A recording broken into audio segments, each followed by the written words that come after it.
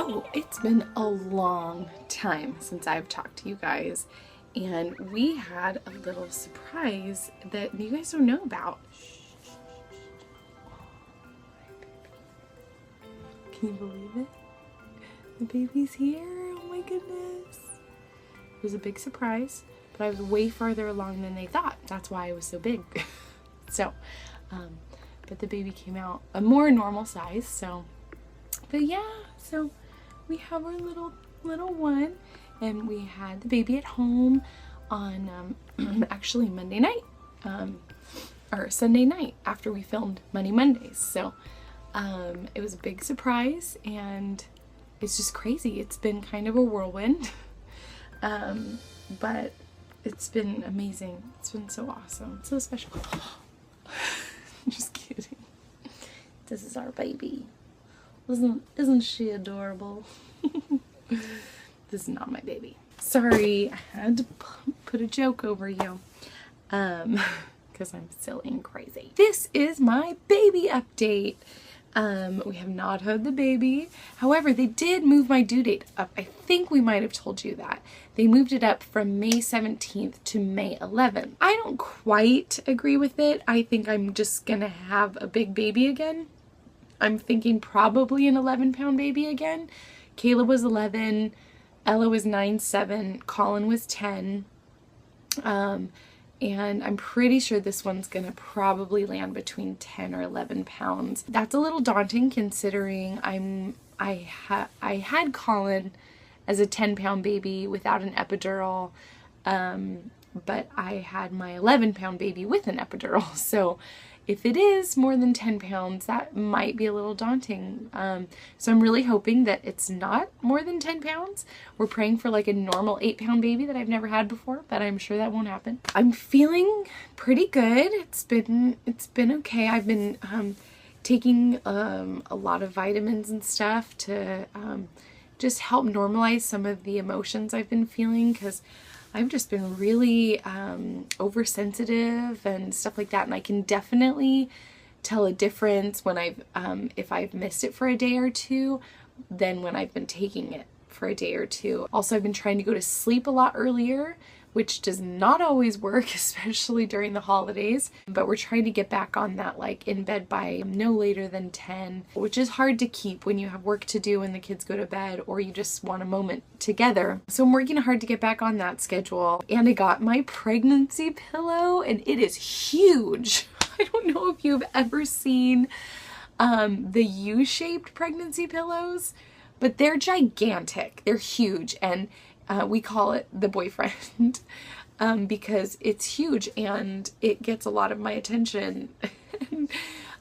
Poor Joel is getting kicked out of the bed, and it's kind of sad. So we're trying to kind of figure that out, and I'm trying to be cognizant when I do roll over, and I know I've pushed the other side of the pillow to bring it back in and make sure it's closer to me. And I make sure to snuggle Joel's feet more because he's so far away now. So in the middle of the night, my feet are searching for his feet to kind of have some contact, because it is just gigantic. It's awful. Still not really craving anything except for fresh berries, which is really not like that big of a deal. But yeah, fresh berries have just sounded so good. And I have yet to get those. So yeah, so happy I got the pregnancy pillow. And I also got a maternity support belt for my growing belly. So I'll show you my growing belly and see if you can see that it's getting much bigger now. So I have another 4 months to go, and people are telling me that I look TV full term. So I look like what they look like in the TV shows and stuff. There it is. Just kidding. There's my belly. So this is 22 weeks, or in my book, 21 weeks, because remember they moved me up a week. And that's my belly. My belly. I would say it's pretty large, but I could be wrong. And some people wonder, do you think you're carrying high? Do you think you're carrying low? Do you think it's a boy? Do you think it's a girl? I honestly have no idea. I've never had any instincts on it. Caleb, I carried the absolute lowest. And when I was pregnant with Colin, who was my second boy, I carried very similar to Ella. And I would say this baby is carrying more similarly to Ella and Colin than to Caleb. So it's a toss-up. And I don't really believe that if you feel like you're carrying low or high that it's a boy or a girl. I've seen plenty of women carry high and ends up being a boy, and plenty of women carrying low and ends up being a girl. And then sometimes it's totally like accurate. So I don't really feel like it is like definitive. So I don't know. My biggest question, I guess, would not be is it a boy or a girl, because that doesn't really matter to us. There are pros and cons. Well, there's not really cons to both. There's pros to both. I feel like sometimes men have a harder time making relationships in the world. So giving birth to 3 boys, it's like if I help nurture their relationships and stuff, that they would get to be together forever. And I think that that's awesome. And I just think it's awesome to raise boys. I think that that's such a privilege, and to try to raise up gentlemen and leaders and people who can, or men who can really learn how to treat a lady, I guess. And I'm by no means like anti-feminist or feminist, so don't start that battle and put that in my category. But I do think that men need to be gentlemen, and men need to be leaders and be helpers in the community and in their families and things like that. If I get to have another girl, then Ella would get a sister. She's praying so badly for a sister, and that would be really fun, just to raise up another woman who can be strong and independent, but loving and gentle and smart. Both of those worlds, boy and girl, they're just so equally precious and equally treasured in my heart. So I'm okay with either. I think it would be weird to have another girl. Ella is the only girl in the entire family. So it would be weird to like all of a sudden have another girl. There's plenty of opportunities on Joel's side of the family to have more girls. So who knows, that might actually happen. And that I think would maybe be an easier transition than having one ourselves, but it would be a sister and a daughter, and I would be so blessed. And then it would also be hard to have 3 boys, I think, because they're boys and they are far more energetic than I've seen girls. Now, not all girls and not all boys are the same, and I can totally vouch for that, and I've seen it with my own eyes and experienced it. But my boys are far more energetic than my daughter, and I have also seen that with my own eyes, that girls tend to sit for longer periods of time easier, and they're more interested, I think, in small workings of things that take a little bit longer. Not all girls, okay? I don't want to get any haters on me. I'm definitely like, it's not ever going to be the same across the board, but that's just one thing that I think of. 3 boys would be high energy and really exhausting, but such a blessing. Either two girls and 2 boys, or 3 boys and 1 girl would be fun. You see, there's like so many, ins and outs, and just like crafting with the girls. And I mean, the boys like to craft a little bit too, but not really, not as much as Ella. More importantly than the sex of the baby is the size of the baby, because I do have giant babies. Giant babies. If you want to guess how big my baby is going to be, here's one more look at my belly. I don't know if you can see it. So this is 5 months along, about.